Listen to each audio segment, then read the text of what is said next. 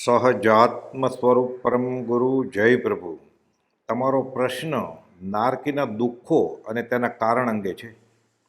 અનાદિકાળથી રખડતા રખડતા જીવ નિગોદમાંથી નીકળી અસંખ્યાતા વર્ષો સુધી એક ઇન્દ્રિયમાં, ત્યારબાદ અસંખ્યાત કાળ વીતે બે, એ મુજબ અકામ નિર્જરા કરતાં કરતાં ચૌરિન્દ્રિયપણું પામે.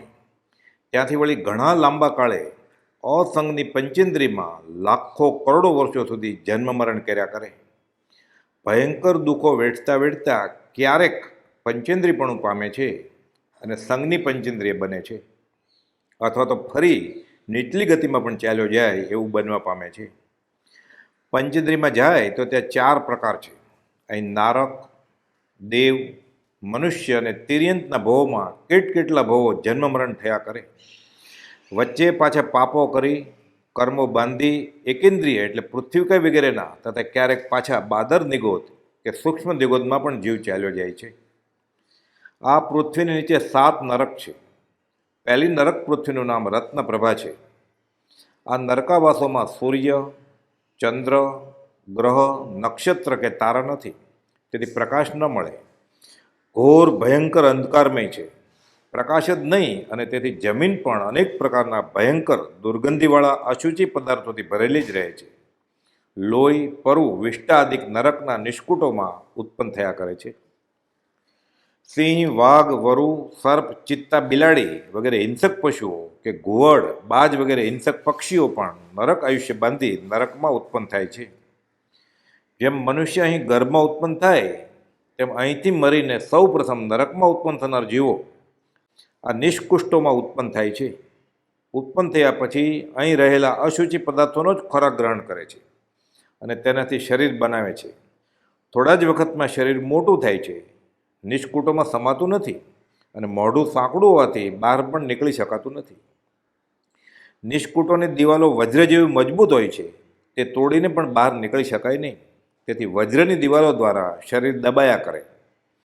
અહીં પૃથ્વી પર ધરતીકંપ વગેરે મકાન હોનારતમાં અકસ્માતમાં જેમ ખૂબ ભાર નીચે દબાઈ જવાથી જે પીડા થાય, તેના કરતાં અનંતગણી વેદના આ નિષ્કુષ્ટોમાં ઉત્પન્ન થયેલા નારકી જીવોને ભોગવવી પડે છે. અશુચિમય પદાર્થોથી રસ્તા વ્યાપેલા હોય છે. તીક્ષ્ણ પથ્થરો, ભાલા જેવા ધારદાર શસ્ત્રો પણ ઠેર ઠેર પડેલા હોય છે. વળી જમીન અત્યંત ગરમ તથા શસ્ત્રોના જેવી કર્કશ હોય છે. આ નરકાવાસની દિવાલોમાં ગોખલા જેવા નિષ્કુટો હોય છે. તે બહારથી સાંકડા અને અંદરથી પોળા હોય છે. અહીંથી ભયંકર દુર્ગંધ નીકળ્યા કરે, જેની કલ્પના પણ ન કરી શકાય તેવા અશુચિ પદાર્થોથી ભરેલા હોય છે. અત્રે પૃથ્વી પરના અશુચિ દુર્ગંધમય પદાર્થોથી અનંતગણા દુર્ગંધમય અશુચિ પદાર્થો ખડકાયેલા હોય છે. ખૂબ મહેનત કરીને સાંકડા મુખમાંથી થોડા હાથ કે પગ બહાર કાઢે, વેદનાથી ચીસો પાડે, નરકમાં અસુર નિકાયના દેવો, જેને પરમાધામી દેવો કહેવાય છે, તે આમ તેમ ફરતા જ હોય છે અને નરકના જીવોને પીડવામાં તેઓ આનંદ લે છે. તેથી તેઓ દોડીને આવે અને નારકીના બહાર નીકળેલા હાથ પગ વગેરેને ખેંચાય તેટલા ખેંચે અને છેવટે તલવારથી કાપીને આમ તેમ નીચે ઉપર ફેંકે. વળી બાકીના અંદર રહેલા શરીરમાં ભાલો ભોંકીને શરીરના ટુકડા ટુકડા કરે અને એક એક ટુકડાને બહાર કાઢીને ચારે દિશામાં દૂર દૂર રમત રૂપે ફેંકે. આમ ગર્ભાવાસ જેવા નિષ્કુટમાંથી નારકીના જીવને શરીરના ટુકડા કરીને બહાર કઢાય છે. આખા શરીરે નારકીનો જીવ બહાર નીકળી શકતો જ નથી, ટુકડે ટુકડે બહાર નીકળે. નારકીમાં જીવનું આયુષ્ય નિરુપક્રમ હોવાથી ગમે તેટલા શરીરના ટુકડા થાય, ગમે તેટલી પીડા થાય, જીવતા બાળે કે શેકી નાખે પણ તેનું મોત થાય નહીં. મોત થાય તો પીડાથી છૂટે, પણ હજુ કર્મો ભોગવવાના બાકી હોય તો છૂટે કઈ રીતે? ચારે બાજુ દૂર દૂર ફેંકેલા શરીરના ટુકડાઓમાં પણ નારકી જીવના પ્રદેશો રહ્યા છે, તેથી ધીમે ધીમે તે નિકટ આવી બધા ટુકડા પાછા ભેગા થઈ જાય. એ કદરૂપું, કાળું, બિહામણું, ભયંકર, હાથ પગ મોઢા વગરનું, માથા વગરનું, લક્ષણ વિનાના સર્વે અંગોવાળું, આવું જોઈ પણ ન શકાય તેવું શરીર બને. આ વિક્રિય શરીરની અજબ રચના, જાણે પીડા ભોગવવા જ મળ્યું. નારકીના જીવો આયુષ્યના છેડા સુધી મુખ્ય 3 પ્રકારની પીડા ભોગવ્યા કરે. એક ક્ષેત્ર પીડા, બીજી પરસ્પરની પીડા અને ત્રીજી પરમાધામીકૃત પીડા.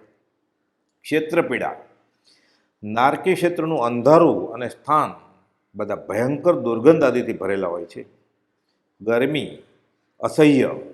પહેલી 3 નરકમાં ગરમીની સખત પીડા હોય છે. અહીં પૃથ્વી પરની મરુભૂમિની રણ પ્રદેશની ઉનાળાની ભયંકર ગરમી કરતાં અનંત ગણી ગરમી નારકીમાં હોય છે. સમજ આપી છે કે અહીં વૈશાખ જેઠના ભયંકર તાપમાં મોટો ભઠ્ઠો સળગાવી તેના પર લોખંડની મોટી તવી મૂકવામાં આવે. તેના પર નારકીના જીવને જો સુવાડવામાં આવે તો તે તરત જ ઘસઘસાટ શાંતિથી સૂઈ જાય. કેમ કે આટલી પ્રચંડ ગરમી પણ ત્યાંની ગરમીના અનુભવ પછી આ જીવને કંઈ હિસાબમાં નથી. જાણે ગરમી લાગતી જ નથી. જાણે સૂકા રણમાં લીલીછમ હરિયાળી મળી ઓએસિસ. ઠંડી આ જ રીતે જે નારકોમાં ઠંડી પણ અત્યંત હોય છે તે પણ તેટલી જ ભયંકર અસહ્ય. પોષ મહા મહિનાની કડકડતી ઠંડીમાં હિમાલય ઉપર રહેલા બરફમાં નારકીના જીવને જો સુવડાવવામાં આવે તો ઘસઘસાટને સૂઈ જાય. કેમ કે ત્યાંની ઠંડીની અપેક્ષાએ તેને આ ઠંડી કંઈ હિસાબ જ નથી. ખણજ ખુજલી છરીથી છોલવામાં આવે તો પણ જેનું વર્ણન પણ થઈ શકે તેમ નથી. ભૂખ નારકીના જીવને ભૂખ અત્યંત હોય છે. આખી દુનિયાનું બધું અનાજ નારકીનો એક જ જીવ ખાઈ જાય તો પણ તેને તૃપ્તિ થાય નહીં એવી ભયંકર ભૂખ તેને હોય છે. આમ છતાં તેને ભોજન તો મળતું જ નથી. ક્વચિત મળે તો તે પણ અત્યંત નિષ્કૃષ્ટ પ્રકારનું હોય છે. એટલું જ નહીં, તે ખોરાક લીધા પછી તૃપ્તિ થવાને બદલે અતૃપ્તિ વધે છે અને થોડા જ સમયમાં ખોરાક વિપરીતપણે પરિણમી પરવું વગેરે કુરસ રૂપે બહાર આવે છે. તરસ જગતની બધી નદીના પાણી બધા સમુદ્રના પાણી પી જાય તો પણ નારકીની તરસ છીપાય નહીં, તૃપ્તિ થાય જ નહીં.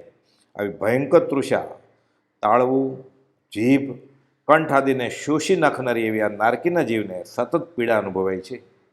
આમ છતાં પાણીનું ટીપું પણ મળી શકતું નથી. તૃષાની ઘોર પીડા તેને સહન કર્યા કરવી પડે છે. વળી ક્યારેક પાણી મળે તે પણ તેના પીવાથી તેની શાંતિ ન થાય તેવી ખણજ નારકીના શરીરમાં સતત ચાલુ જ હોય છે. બીજા નારકોનો તેમજ પરમાધમી દેવોનો પણ ભય તેમને સતત સતાવી રહ્યો હોય છે. ત્યાંની પૃથ્વીનો સ્પર્શ માત્ર પણ અત્યંત ત્રાસદાયક છે. નરકના એક ક્ષેત્ર શ્લેષ્મ વિષ્ટા મૂત્ર કફ વગેરે કરતાં પણ વધુ અનિષ્ટ અને અમનોજ્ઞ પદાર્થોથી બધું લબદાયેલું હોય છે. જમીન પણ આવા પદાર્થોથી લિપ્ત હોય છે. વળી અત્યંત સડીને કોવાયેલ કૂતરા સાપ બિલાડી ગાય ભેંસ વગેરેના મૃત શરીરની દુર્ગંધીથી અહીં અનંત ગણી દુર્ગંધી સતત ફેલાયેલી જ રહે છે. ત્યાંના ખોરાકમાં પણ સ્વાદ તો લીમડાની ગળો કરતાં અનેક ગણો કડવો હોય છે. નારકીને આહાર લીધા પછી તે ખોરાક અત્યંત વિકૃત રૂપે પરિણમે છે. કફ પરુ રૂપે પરિણમે અને નિત્ર્યા કરે. જમીન કે બીજા કોઈ પણ પદાર્થનો સ્પર્શ વીછી કે અગ્નિના સ્પર્શથી અત્યંત ભયંકર પ્રકારના હોય છે. વળી સતત પીડાથી રેબાતા એવા તેમના વિલાપ તે શબ્દો પણ અત્યંત ભયંકર હોય છે.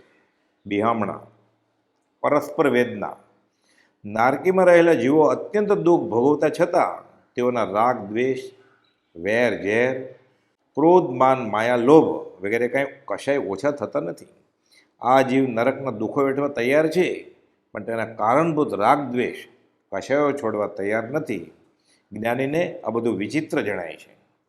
મિથ્યાદ્રષ્ટિ જીવો ક્રોધથી પરસ્પર દુઃખની ઉદીણાઓ કરતાં ઘણા કર્મો બાંધે અને વેદના પણ અત્યંત ભોગવ્યા કરે. પરમાધામીકૃત વેદના પરમાધામી દેવો પહેલી 3 નરકમાં હોય છે. આ દેવો આમ તો પૂર્વભવના આજ્ઞા કે શલ્ય સહિત તપતી ભવનપતિના અસુર નિકાયમાં અવતરે છે. પોતાની કુતુલ વૃત્તિથી નારકીમાં આવીને નરકના જીવોને અત્યંત નિર્દય થઈને પીડા આપે છે. આ દેવો એવી આસુરી વૃત્તિવાળા હોય છે કે બીજા જીવોને વગર કારણે પીડા આપવામાં દુઃખ ઉપજાવવામાં અને દુઃખના કારણે કલ્પાંત કરતા ભય પામતા નાસભાગ કરતા જોઈને અંદરોઅંદર લડતા જોઈને તેમને આનંદ થાય છે. પૂર્વભવના વેરભાવવાળા નારકીના જીવો ભેગા થતાં પરસ્પર એકબીજા પર પ્રહારો કરે છે. અહીં શસ્ત્રો શોધવા જવાના નથી. નારક પૃથ્વીમાં જ મોટા મોટા તીક્ષ્ણ ધારદાર પથરા અને જીવલેણ શસ્ત્રો પડેલા જ હોય છે. તે ઉપાડીને પરસ્પર પ્રહારો કરતા તેઓ ભયંકર રીતે ઘાયલ થઈ ઘોર પીડાઓ ભોગવે છે, જાણે રણ મેદાન. વળી વૈક્રિય રૂપ વિકુરવીને કે વૈક્રિય લબ્ધિથી શસ્ત્રો વિકુરવીને પરસ્પર એકબીજા પર ઘા કરે છે. આ રીતે પણ અંગ કપાતા કતલખાનાના પશુની જેમ ભૂમિ પર કપાયેલા અંગવળા તેઓ આલોટા કરે છે. નરકમાં સમ્યક દ્રષ્ટિ જીવો તત્વની વિચારણા દ્વારા કર્મનો ઉદય જાણી, પોતાના જ કર્મનો ઉદય જાણી બીજા દ્વારા અપાતા દુઃખોને સમભાવે સહન કર્યા કરે છે, પણ પોતે તે જીવો પર ઘા કરતા નથી. એ રીતે સમ્યક દ્રષ્ટિ નારકના જીવો મિથ્યા દ્રષ્ટિ જીવો કરતા એ રીતે અલ્પ પીડાવાળા ગણાય. અત્યંત કદરૂપા, ભીષણ ભયાનક શરીરવાળા, અંગ છેદાયેલા આ નારકીના જીવો ચારે બાજુ ભટક્યા જ કરે છે.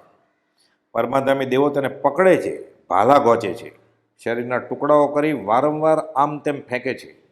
ક્યારેક આખાને આખા નારકને અગ્નિના સળગતા ભઠ્ઠામાં ફેંકે અને અંદર પ્રજ્વલિત થતાં તેઓની કરુણ ચીસો સાંભળીને આનંદ પામે. એ તેઓની રમત છે, જાણે મનોરંજન છે. પરમાધામીથી ભયભીત થયેલા નારકો આમ તેમ દોડ્યા કરે, પણ જાય ક્યાં?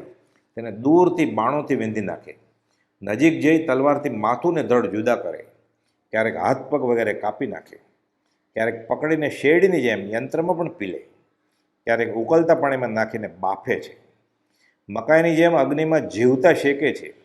ગરમીથી તૃષાતુર થયેલા નારકી જ્યારે પાણીની માગણી કરે ત્યારે તેને પકડીને પૂર્વભવના મદિરાપાનને યાદ કરાવીને મોંમાં ઉકળતા શીશાનો રસ નાખે, પૂર્વભવના પર સ્ત્રીના આલિંગનના પાપોને યાદ કરાવીને તપાવેલા લોખંડની પૂતળીઓ સાથે આલિંગન કરાવે, પૂર્વભવના માંસાહારને યાદ કરાવીને તે નારકીઓને પોતાના શરીરમાંથી જ માંસના ટુકડા કાપી કાપીને ખવડાવે છે.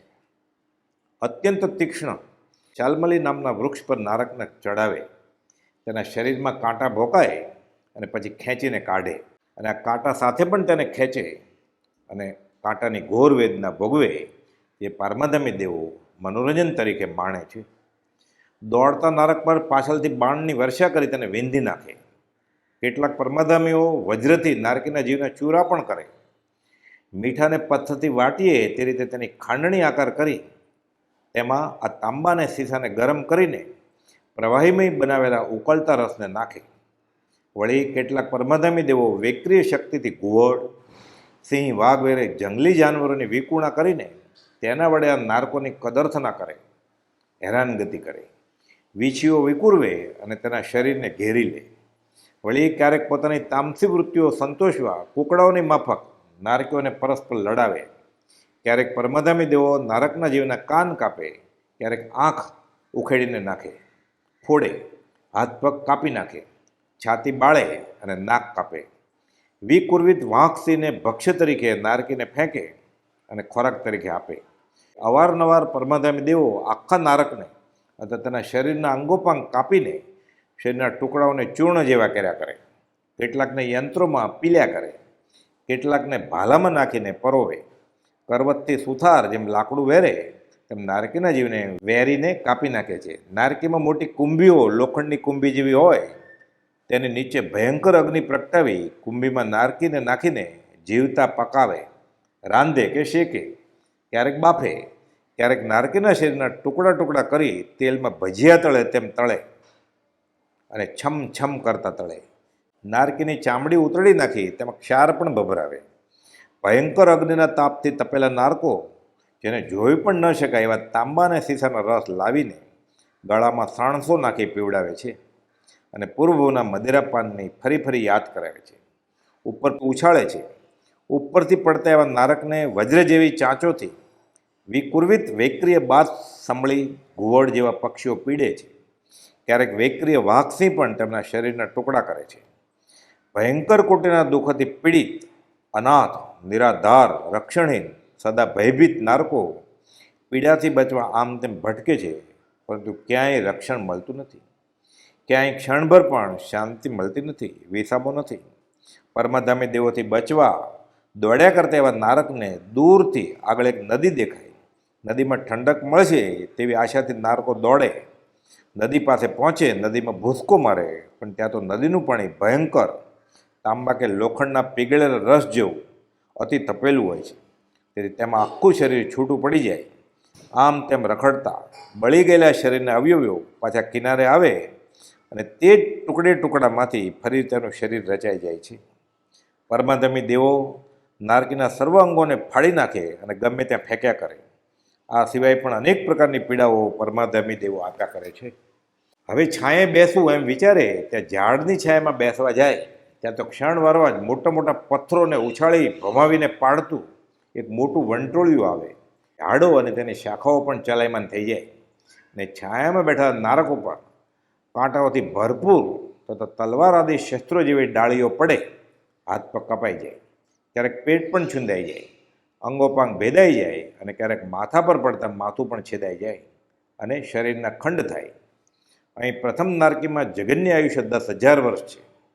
એટલે ઓછામાં ઓછું આયુષ્ય બાંધીને જે નરકમાં ગયેલ છે તેને પણ આ 10,000 વર્ષ સુધી સતત આ ભોગવવું જ પડશે. ઉત્કૃષ્ટથી 7મી નરકમાં 33 ક્રોડાક્રોડી સાગરોપમનું આયુષ્ય હોય. અહીં આ તો માત્ર આંશિક વર્ણન થયું. નરકના દુઃખોનું સંપૂર્ણ વર્ણન સર્વજ્ઞ કેવળી જ્ઞાનમાં જાણતા હોવા છતાં કરી શકતા નથી. ભાવના બોધમાં, નિવૃત્તિ બોધમાં મૃગાપુત્ર ચરિત્રમાં પરમ કૃપાદેવે નારકીની પીડા તાદ્રશ વર્ણવી છે.